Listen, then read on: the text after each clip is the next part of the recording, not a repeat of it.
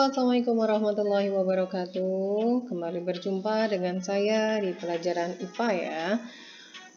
Anakku sekalian, kali ini kita akan membahas tentang soal-soal ya, contoh soal bioteknologi. Nah, kemarin saya sudah share untuk soalnya ya. Sekarang kita bahas.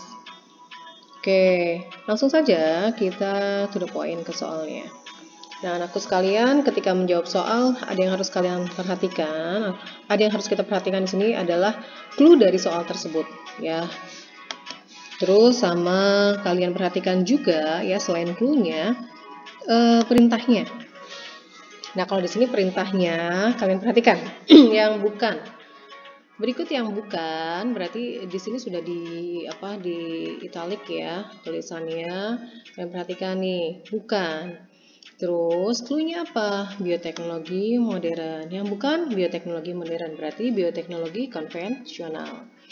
Kalian ingat, bioteknologi modern itu berarti dia menggunakan alat-alat tertentu. Ya, alat-alat tertentu yang yang kita sebut dengan alat modern lah ya. Nah, kalau bioteknologi konvensional adalah bioteknologi yang sudah diwariskan secara turun-temurun. Oke, bercocok tanam tanpa media tanah. Terus tempe, pembuatan tempe dengan menggunakan jamur, pembuatan bibit unggul dengan kultur jaringan, meradiasi biji-bijian dengan gelombang elektromagnetik. Dari keempat ini sudah pasti ya yang berhubungan dengan elektromagnetik.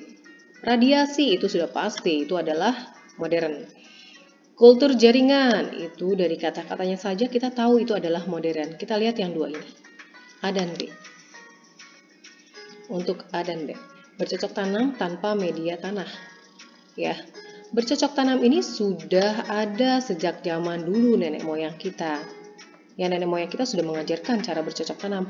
Tapi perlu diingat, bercocok tanamnya kalau dari zaman dahulu kala itu dengan media apa? Media tanah. Di sini ada tanpa media tanah, berarti selain media tanah. Nah, kalau selain media tanah berarti bisa medianya apa? Air ya, air pun bukan hanya sekedar air. Nah, anakku sekalian, di sekitar abad 19 ini mulai diteliti tentang bercocok tanam tanpa menggunakan media tanah. Nah, kita menggunakan yang kita sebut dengan hidroponik atau ada di sini aeroponik. Tapi lebih lanjut lagi di awal abad ke-20 mulai kita kenal tuh namanya kultur jaringan. Berarti sudah pasti ini bukan, yang A itu bukan bioteknologi konvensional. Nah, pembuatan tempe dengan menggunakan jamur ini sudah ada sejak zaman dahulu kala, ya. Ini sudah dilakukan oleh nenek moyang kita. Ya, di Indonesia tempe ini sudah jauh-jauh kita kenal. Ya, sejak saya kecil pun itu sudah ada tempe. Bahkan kakek nenek saya pun sudah mengenal tempe. Ya, oke. Berikutnya kita lihat. Pembuatan tempe merupakan contoh bioteknologi konvensional. Oke. Nah, tempe dihasilkan ini dengan cara apa? Fermentasi kedelai dengan bantuan jamur Rhizopus sp. Manfaatnya apa? Ingat manfaatnya. Ingat untuk bioteknologi itu tujuannya adalah untuk mencari apa? Mencari sumber makanan baru. Karena angka kelahiran dengan angka kematian itu lebih tinggi angka kelahiran. Jadi dicari tuh sumber-sumber pangan baru. Nah, karena itu pembuatan tempe ini ya ditujukan untuk meningkatkan nilai gizi dari makanan tersebut ya. Kenapa? Tempe itu mengandung unsur-unsur prebiotik, bagus untuk perut kita. Tempe itu ya, kalau kedelai itu memang mengandung protein nabati. Nah, untuk tempe yang sudah terjadi fermentasi ya, kedelai yang sudah difermentasi oleh Rhizopus ini itu bukan hanya protein nabati.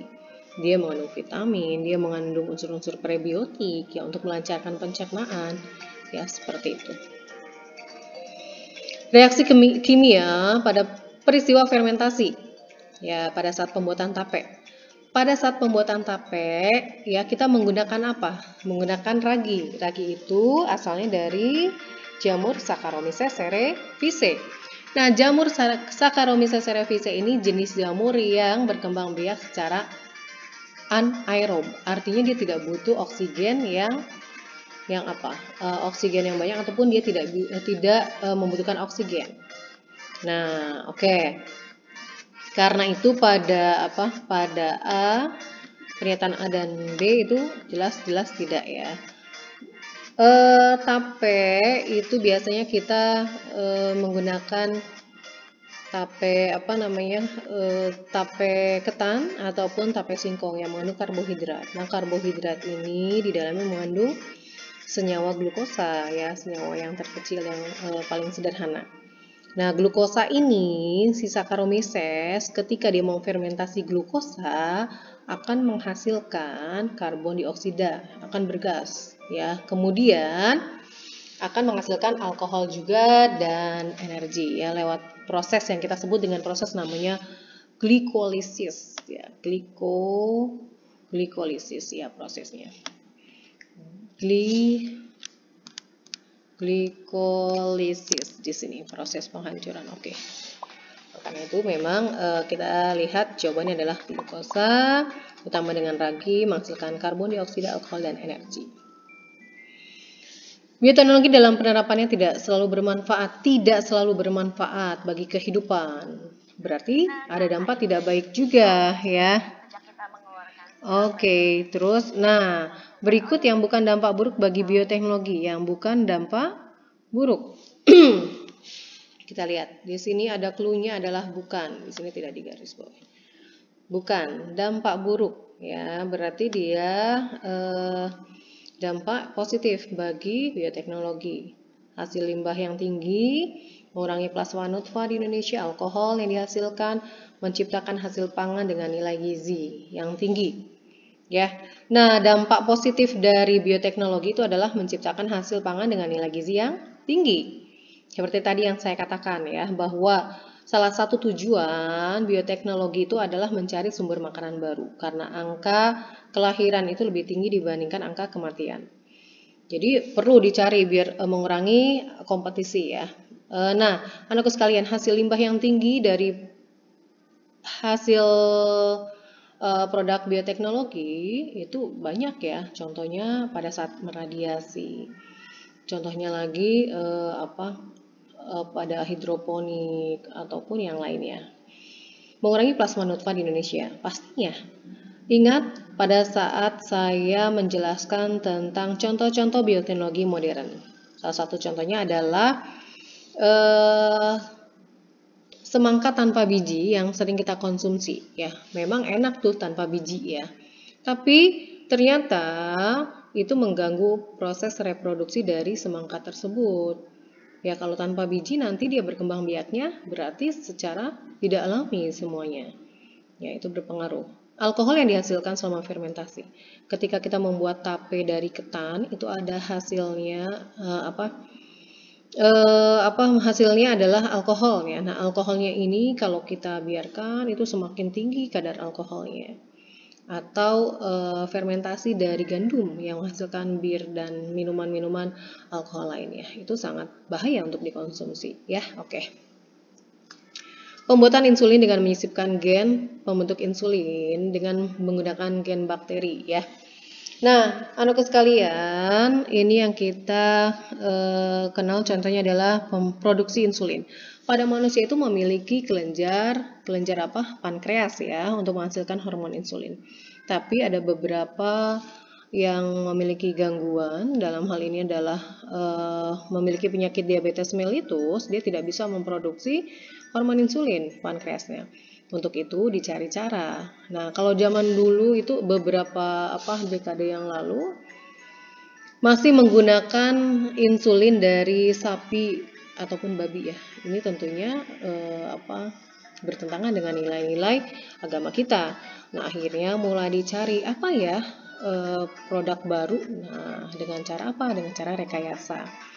Diambil plasmid yang didapat dari bakteri E. coli ya, terus digunting dengan menggunakan enzim endonuklease, digunting. Nah, plasmid ini kemudian disisipkan DNA-nya dari DNA yang diambil dari hormon insulin pada manusia. Ya, diambil kemudian disisipkan di plasmid bakteri E. coli tadi. Akhirnya dikembangbiakan dan sampai menghasilkan nanti hormon insulin kemudian bisa disuntikan. Nah, ini kita sebut dengan nama apa? Rekayasa genetika. Oke, bakteri yang digunakan pada pembuatan yogurt itu adalah bakteri Lactobacillus dan Streptococcus. Lactobacillus ini dia memfermentasi asam laktat ya, sama dengan Streptococcus. Kalau Rhizopus tadi pada pembuatan tempe, spirulina pada apa? Spirulina itu ganggang ya. Oke. Lanjut ya. That's all, I think it's enough ya. Kita bertemu kembali di pembahasan yang berikutnya. Wassalamualaikum warahmatullahi wabarakatuh.